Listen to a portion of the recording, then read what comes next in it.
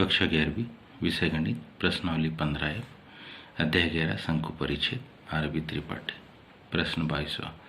सिद्ध कीजिए कि यदि दी हुई लंबाई की छड़ इस प्रकार गति करे कि इसके सिरे दो परस्पर लंबवत रेखाओं पर रहे तो छड़ का प्रत्येक बिंदु अलग अलग एक दीर्घवृत्त की रचना करेगा।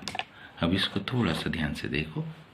यहाँ पर हमने आकृति में एक AB छड़ बनाई है। किसी स्थिति में OX से ये न्यून कोण थीटा बनाती है। माना कि छड़ पर यहाँ पर ये जो कोण है ये थीटा बन रहा है, इसलिए इसको समांतर खींचा तो ये भी कोण थीटा होगा। माना कि छड़ के पर कोई बिंदु P इस प्रकार है कि A से P की दूरी A इकाई, B से P की दूरी B इकाई। इसी जानकारी को हम लिखेंगे। माना छड़ AB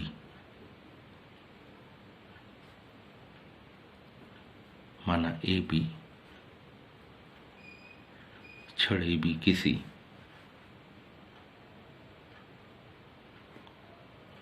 स्थिति में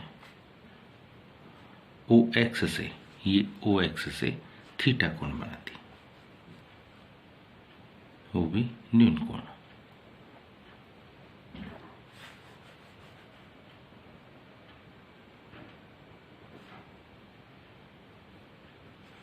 माना छड़ पर कोई बिंदु P है।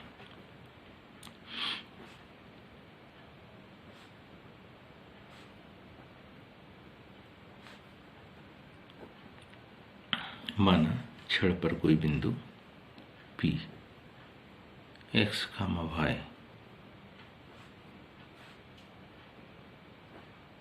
इस प्रकार है कि A से P की दूरी बराबरी से A है तथा P भी बराबरी से B। PM यहां पर ने क्या किया, लंब खींचा है। PM लंब बनाया अपन ने OX किरण पर तथा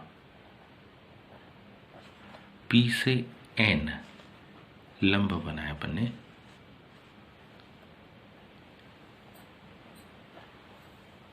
PN क्या है, लंब है OY पर। अब अगर हम O से M तक का डिस्टेंस देखें, यहां से यहां तक का डिस्टेंस देखें तो ये हमारे पास X के बराबर होगा। तो हम लिख सकते हैं क्या, OM की दूरी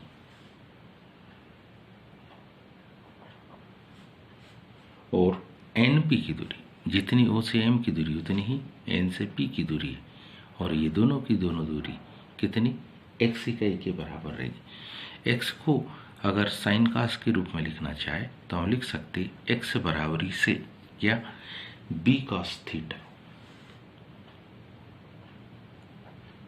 यदि हम इस cos थीटा के सापेक्ष देखें तो cos थीटा होगा क्या, आधार बटे कर्ण। तो आधार X हो जाएगा और कर्ण B हो जाएगा, तो B से B कट गया तो उत्तर आ जाएगा कितना, X। इसी प्रकार यदि हम ध्यान दें तो जैसे ये दूरी X है वैसी ये वाली दूरी Y होगी। क्यों, क्योंकि P के निर्देशांक है हमारे पास, तथा Y बराबरी से इसको हम लिख सकते हैं क्या, A sine theta. Sine theta होता है लंब बटे कर्ण। तो अगली स्टेप में X को हम लिख सकते हैं यहां पर ऐसा, साइन थीटा बराबरी से ये कास थीटा बराबरी से X बटे B तथा साइन थीटा बराबरी से Y बटे A।